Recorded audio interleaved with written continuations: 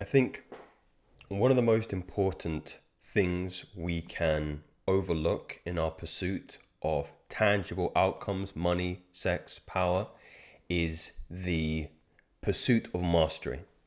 And I think that chasm between the person you want to become and acquiring the things that you want is in mastery. Mastery being one of my favorite books by Robert Greene. Of course, there is Power as well. I was rereading Power. But I think herein lies the issue in why a lot of people fail very early in their pursuits, because it's typically a monetary outcome they're looking for. So when I started my online entrepreneurial journey, I started off doing Forex trading, right? Forex trading. I got hoodwinked into one of these ads that pops up before the main video on YouTube about how you can create X amount of money through changing currencies from USD to GBP. I can't really remember the details. I got all excited. I bought like 4 books after that. I enrolled in a course, and I think that whole idea concluded in the space of 3 weeks. And the reason why is because the process was so dull, and I had no desire to gain the skills and be present with the skills in the process that is required to get those outcomes.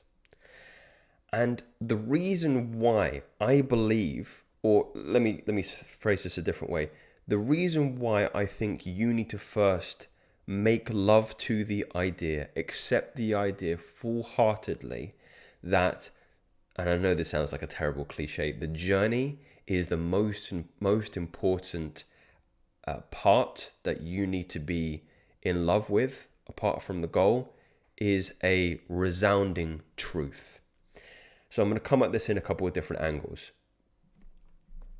Of course, it's nice to get to the tangible outcomes. It's nice to get the money. It's nice to get the power. It's nice to get the women. It's nice to get sex, whatever the case may be. But in respects to, let's keep with a monetary outcome.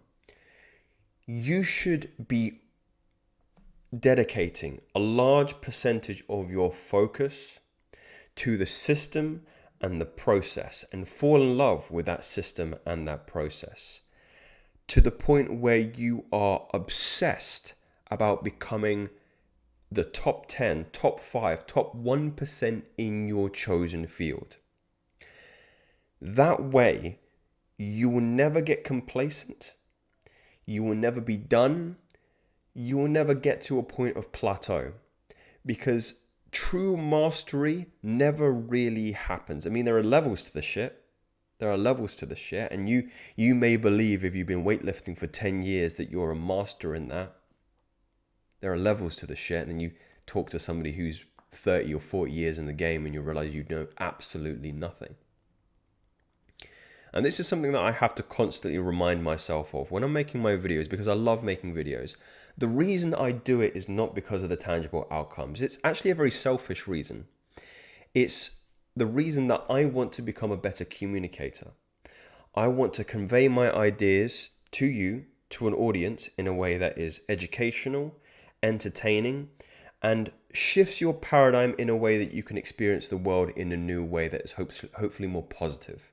Those are typically my 3 outcomes that I would like.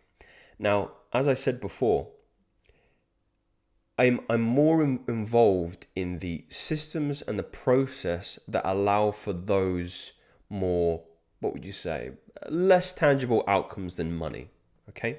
I genuinely I want to make sure your quality of life is improved as a consequence of what I enjoy doing, which is speaking, communicating. Again, I said I want to become a better communicator, a better presenter of the material. And I do that, and I measure that in a way through those 3 variables beforehand. I also, as a, what would you say, subset of those particular systems, want to improve my lexicon.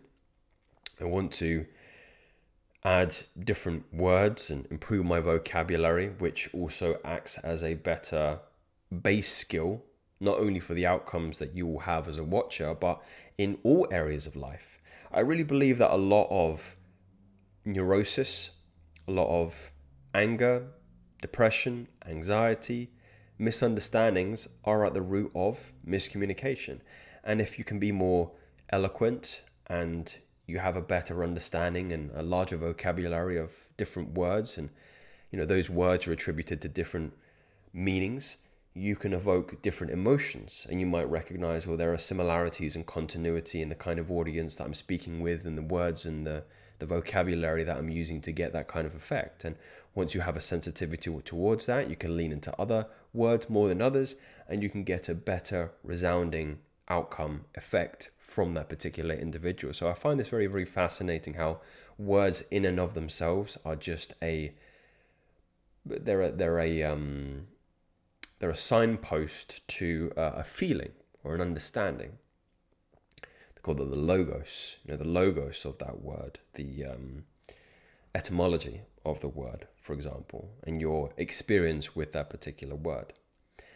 Now, I go into this detail because I want to show you how in love I am with this particular process and the kind of obsession you need to have as an individual to not fall prey to complacency and changing career paths. Or I don't want you to make a mistake where you realize you've climbed 10 steps of a ladder. You've gotten there, you've looked around, and you've realized, right, oh shit, I should have been on the ladder over there. I was on the wrong ladder. That's what I did when I started doing that Forex. I climbed up one ladder, 2 rungs of the ladder, 3, got 3 steps up, looked around and went, I don't like it up here. I don't like it at all. I didn't enjoy that climb whatsoever. It's all about the process. It's all about, again, I've got to edit the videos as well, which I had an aversion to, but I'm slowly learning. I think for me, the aversion there was the competency I have with editing technology. And once I familiarized myself with the technology, I actually learned to enjoy the process because it's artistic, it's filmmaking, it is making art.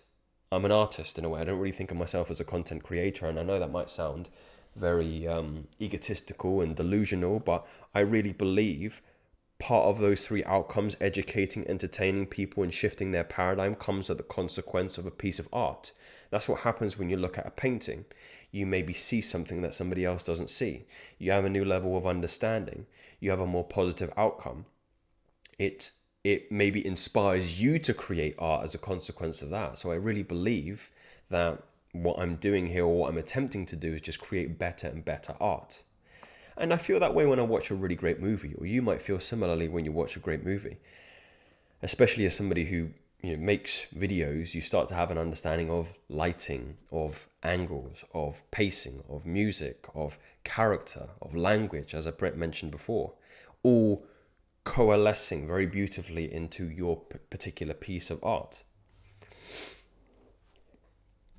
So the question I always ask myself, and I think is something like a personal mantra you can keep with you, is, am I creating art? What is my art? And I'm not saying that Forex trading, or if trading is your jam, can't be artistic. It's the way you see it. I watch sometimes these videos on Instagram where people are showing, they've got like a book of different patterns of how the stock is moving and how you can predict bullish or bearish trends. And that, I can see how some people might perceive that to be beautiful, especially if you make a lot of money for it and then share it in your own particular way. So I'm not necessarily saying that, or pushing anybody here to be a content creator, but if you're finding no artistic expression in your job, in your work, and you can't enjoy the process of painting that picture, of creating that video, of making that trade, you've climbed the wrong ladder. You need to be in the pursuit of mastery. Don't think, if you're thinking about, if your first thought is, how can I make money out of this particular thing?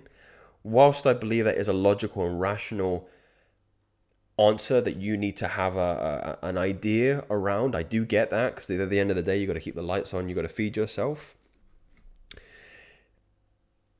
As opposed to having no sensitivity to the process that you're going to be involved in every single day, I really believe you can lose your soul and you can lose yourself. When I look at the high performers, and I've coached high performers, I've coached CEOs, head of particular, businesses, and again, I don't want to give any specifics away for those individuals, but the complacency and the reason why they reach out to me a lot of the times is they have the money, they have more money to know what to do with, but they feel no artistic expression in doing what they're doing.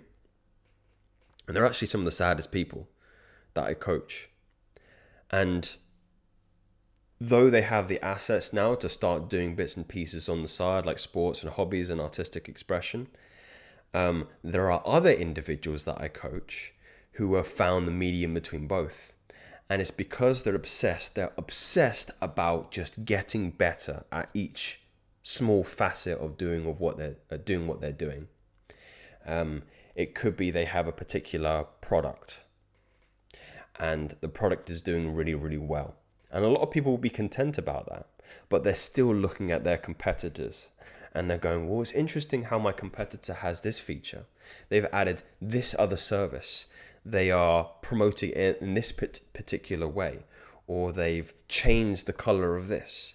And it's a constant pursuit of this kind of perfection, which never comes, by the way. But the reason it never comes and the reason why you'll always be satisfied is because it's like chasing the horizon, chasing the sun, chasing the sunset. You never get there, but you're always excited to try. I know I'm never going to be the most perfect video creator, presenter, commentator, socio-political commentator, but I love the pursuit. I love the skills that I acquire. I like getting in front of the camera and thinking about how I'm pitching, where my voice is coming from, my body language as well, how I'm saying the things that I'm saying, and how it's having an effect on you. If I should be making too much eye contact with the camera, I should be making some breaks in. And it's all a fantastic puzzle that you can constantly try and fit together, but you never quite get there.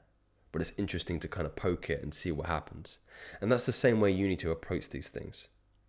So these are my thoughts, a reminder to myself, which I believe is what this channel is becoming, is just a reminder to myself, a documentation of my journey, and also for you gentlemen to reconcile. Don't always be outcome orientated in terms of monetary and tangible resources like that, but pursue mastery and you'll get both. You'll get the satisfaction of those outcomes and you'll get the satisfaction of being perhaps leaving legacy. That's where legacy comes from, because nobody gives a fuck about how much money you made. They give a fuck about what are the emotions that you evoked in me as a consequence of me viewing your artwork. That's a way to think about it. Speak soon.